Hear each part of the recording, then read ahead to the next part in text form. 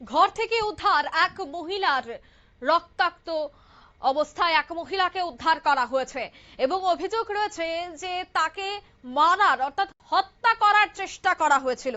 বিশ্রামগঞ্জ থানার জম্পুইজলার বিজয় নন্দী মলসুম পাড়ার এই ঘটনা। অভিযুক্ত ধন্যমোহন জমাতিয়াকে এবার পুলিশ আটক করেছে। এলাকাবাসীদের পক্ষ থেকে জানা গেছে যে গতকাল আনুমানিক 11:30 নাগাদ উদয়পুর কিল্লা এলাকায় ধন্যমোহন জমাতিয়া নামে এক যুবক নাকি এক মহিলার ঘরে ঢুকে তাকে দা দিয়ে কুপিয়ে রক্তাক্ত করে মেরে ফেলার চেষ্টা করে। রক্তে ভেসে যায় মহিলার সম্পূর্ণ ঘর এবং বারান্দা। মহিলার চিৎকার শুনে এলাকাবাসীরা তার বাড়িতে এসে দেখতে পায় এই অবস্থার সঙ্গে সঙ্গে বিশ্রামগঞ্জ হাসপাতালে নিয়ে যাওয়া হয়। সেখান থেকে বর্তমানে তার অবস্থা আশঙ্কাজনক দেখে জিবি হাসপাতালে নিয়ে যাওয়া হয়েছে।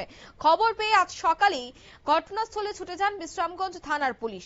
অভিযুক্ত যার নাম ইতিমধ্যেই প্রকাশ্যে, তাকে কিন্তু আটক করা হয়েছে বা আটক করতে তল্লাশি চলছে। অন্যদিকে পুরো ঘটনা বিশ্রামগঞ্জ থানার সাব ইন্সপেক্টর শান্তিবাহু জমাতিয়া কি বলছেন শোনাবো।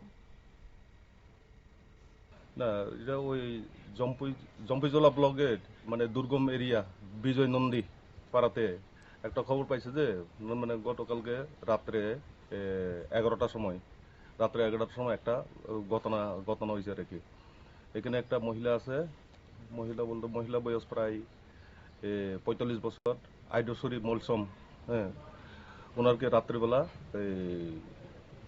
কয়েকজন লোক আইয়া তার বাড়িতে ঢুকিয়া তারে মানে দাও দিয়া কুবাইছে আর কি।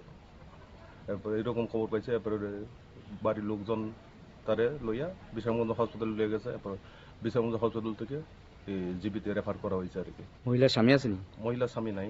মহিলার নাম কি? মহিলার নাম আইডশ্বরী মলসম। কি কারণে বলতে ওই মহিলার সঙ্গে তারা মনে হয় একটু কোনো সম্পর্ক আসলো, এই সম্পর্ক থেকে মনে কোনো একটা মনমালিন্য হয়েছে বা এটার থেকে মনে হয়। আপনারা শুনলেন।